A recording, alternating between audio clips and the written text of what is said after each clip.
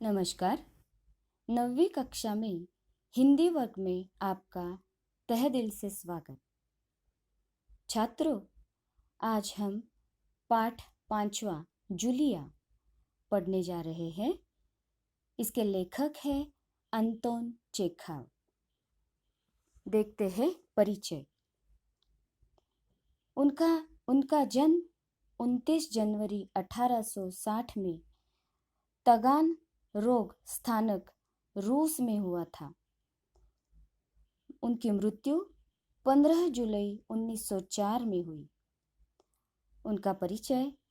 आप महान रूसी साहित्यकार अंतोन चेखव प्रसिद्ध कथाकार और नाटककार थे। उनकी कहानियों में सामाजिक कुरीतियों का व्यंग्यात्मक चित्रण किया गया है। गद्य संबंधित। जूलिया यह एकांकी है। इसका आकार छोटा होने के कारण इसमें एक ही कथा होती है। इसकी कथा व संवाद आदि से अंत तक रोचक और आकर्षक होते हैं।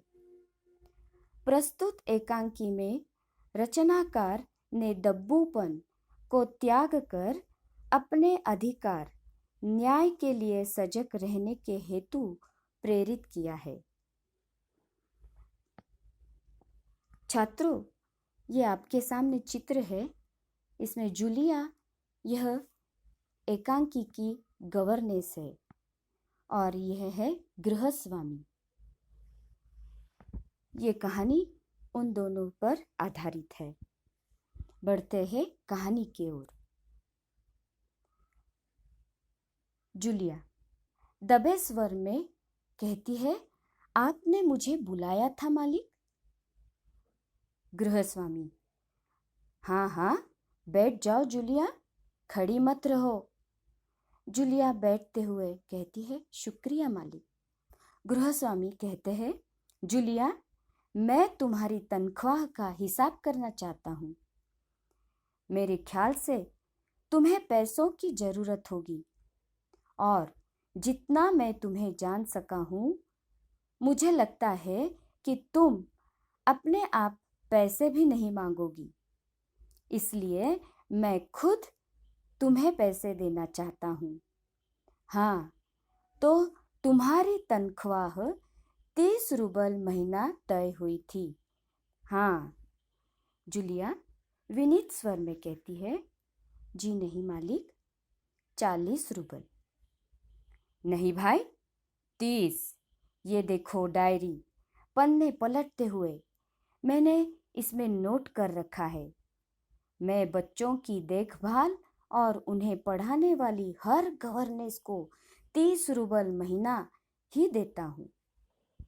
तुमसे पहले जो गवर्नेस थी उसे भी मैं 30 रूबल ही देता था।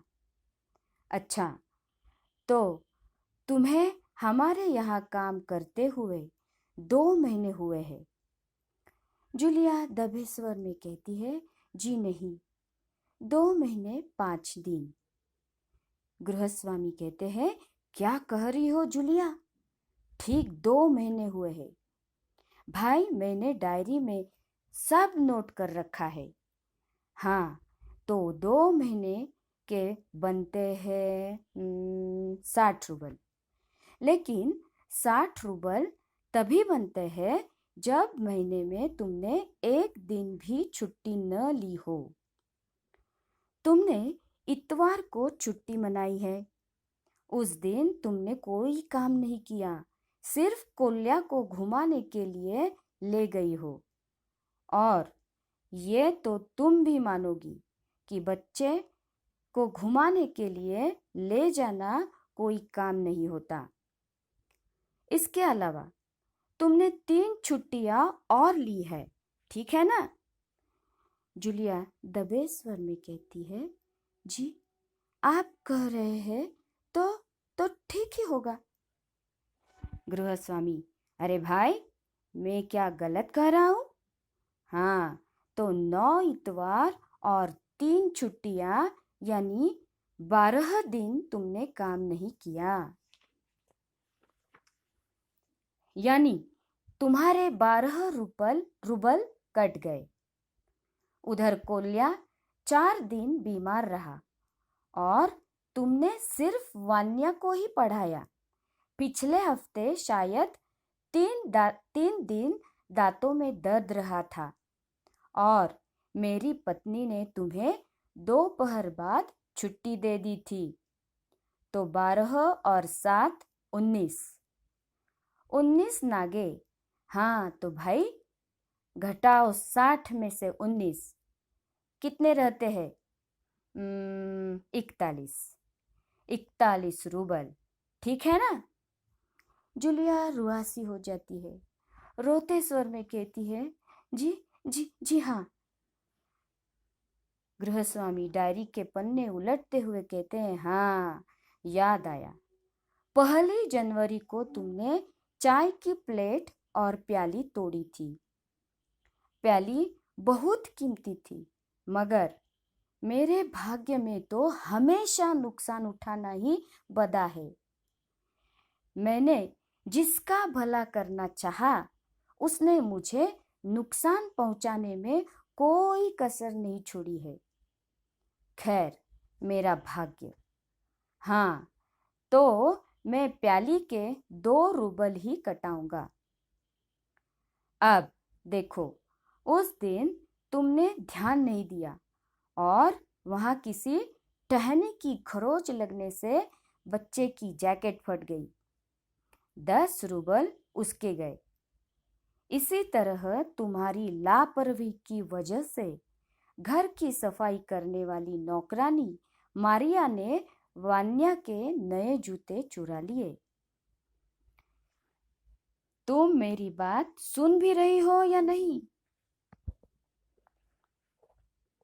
बच्चों, ये जो पाठ पढ़ा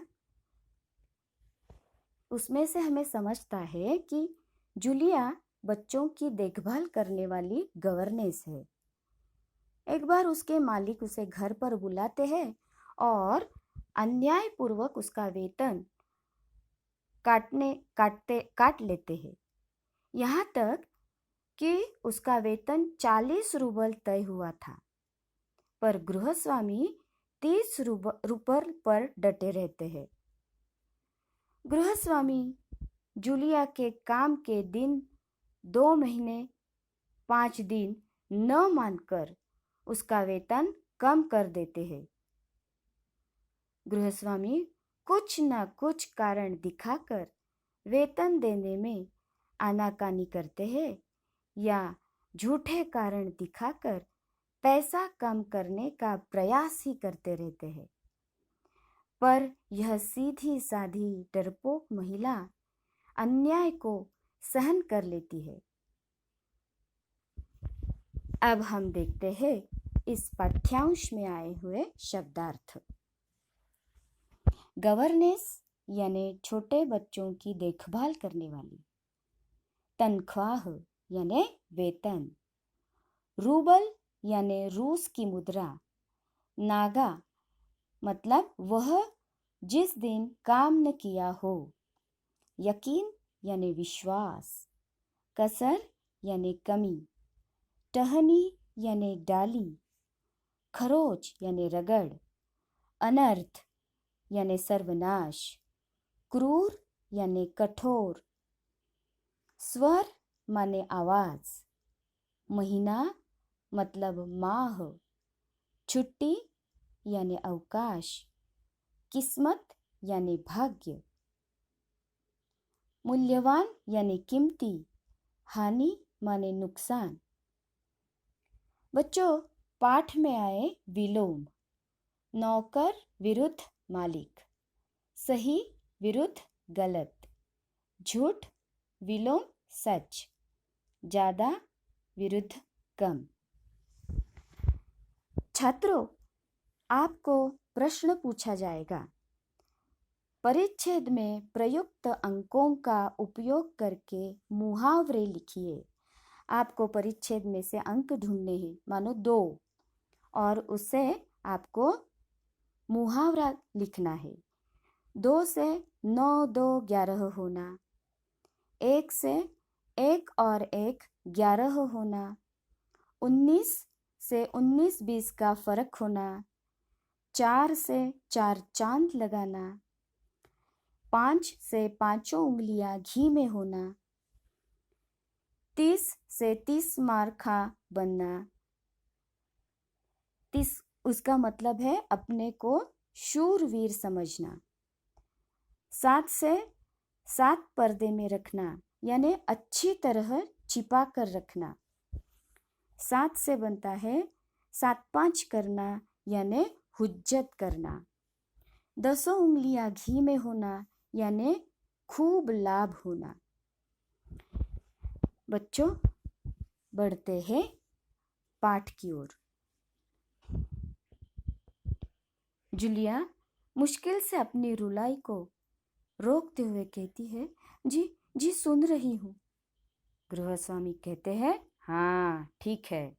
अब देखो भाई, तुम्हारा काम बच्चों को पढ़ाना और उनकी देखभाल करना है। तुम्हें इसी के तो पैसे मिलते हैं। तुम अपने काम में ढील दोगी तो पैसे कटेंगे या नहीं? मैं ठीक कह रहा हूँ ना? तो जूतों के 5 रूबल और कट गए।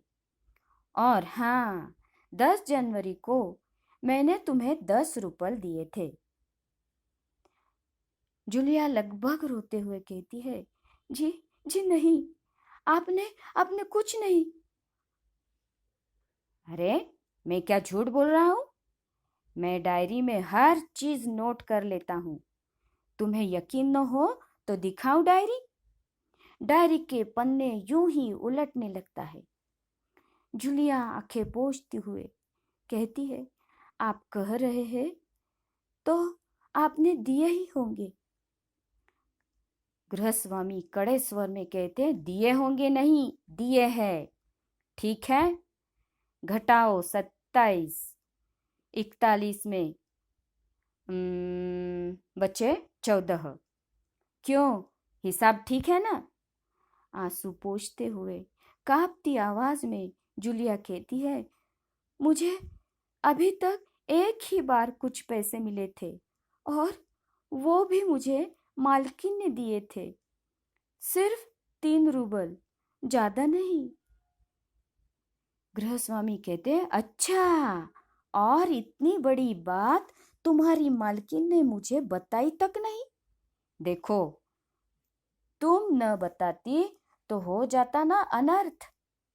खैर, देर से ही सही, मैं इसे डायरी में नोट कर लेता हूँ। डायरी खोलकर उसमें यूं ही कुछ लिखते हैं। हाँ, तो 14 में से 3 और घटा, 2 बचे हैं। 11 रूबल देते हुए। संभालो, गिन लो, ठीक है ना? जूलिया कांपते हाथों से रूबल लेती है। कांपते ही स्वर में कहती है, जी जी धन्यवाद मालिक। गृहस्वामी अपना गुस्सा संभाल नहीं पाता। ऊंचे स्वर में लगभग चिल्लाते हुए कहते हैं, तुम मुझे धन्यवाद दे रही हो जूलिया, जबकि तुम अच्छी तरह जानती हो कि मैंने तुम्हें ठग लिया है, तुम्हें धोखा दिया है, तुम्हारे पैसे हड़प लिए हैं और तुम इसके बावजूद मुझे धन्यवाद दे रही हो? जूलिया, जी हाँ मालिक, गुस्से से तुतलाते हुए कहते हैं, जी हाँ मालिक, जी हाँ मालिक। क्यों क्यों जी हाँ मालिक? जूलिया डर जाती है, भयभीत स्वर में कहती है, क्योंकि इसके पहले मैंने जहां जहां काम किया उन लोगों ने तो मुझे 1 पैसा तक नहीं दिया। आप कुछ तो दे रहे हैं। गृहस्वामी क्रोध के कारण कांपते हुए उत्तेजित स्वर में कहते हैं, उन लोगों ने तुम्हें 1 पैसा तक नहीं दिया जूलिया। मुझे ये बात जानकर जरा भी आश्चर्य नहीं हो रहा है। जूलिया, मुझे इस बात के लिए माफ कर देना कि मैंने तुम्हारे साथ एक छोटा सा क्रूर मजाक किया, पर मैं तुम्हें सबक सिखाना चाहता था। देखो जूलिया, मैं तुम्हारा एक पैसा नहीं मारूंगा। जेब से निकालकर ये है तुम्हारे 80 रूबल। मैं अभी इन्हें तुम्हें ही दूंगा, लेकिन इससे पहले मैं तुमसे कुछ पूछना चाहूंगा। जूलिया, क्या ये जरूरी है कि इंसान भला कहलाने के लिए इतना दब्बू, भीरू और बोदा बन जाए कि उसके साथ जो अन्याय हो रहा है उसका विरोध तक न करे, बस खामोश रहे और सारी ज्यादतियां सहता जाए? नहीं जूलिया, नहीं। इस तरह खामोश रहने से काम नहीं चलेगा। अपने को बचाए रखने के लिए तुम्हें इस कठोर, क्रूर, निर्मम और हृदयहीन संसार से लड़ना ही होगा। अपने दांतों और पंजों के साथ लड़ना होगा, पूरी शक्ति के साथ। मत भूलो जूलिया, इस संसार में दब्बू और रीढ़हीन लोगों के लिए कोई स्थान नहीं है, कोई स्थान नहीं है, कोई स्थान नहीं है। बच्चों, इस भाग में आए हुए शब्दार्थ। दब्बू यानी भोंदू, कमजोर। भीरू यानी डरपोक। ज्यादतियां मतलब अन्याय। खामोश यानी शांत रहना। निर्मम यानी निर्दयी। हृदयहीन यानी दूसरों की भावनाओं की परवाह न करने वाला। रीढ़ रहित मतलब अति दुर्बल, कमजोर। सहना यानी बर्दाश्त करना। अन्याय माने अत्याचार। बोदा यानी मूर्ख। आश्चर्य मतलब अचरज। इस पाठ्यांश में आए हुए मुहावरे हम देखेंगे। हड़प लेना यानी बेईमानी से अधिकार कर लेना। सबक सिखाना यानी दंड देना। आसमान से गिरना यानी आश्चर्यचकित होना।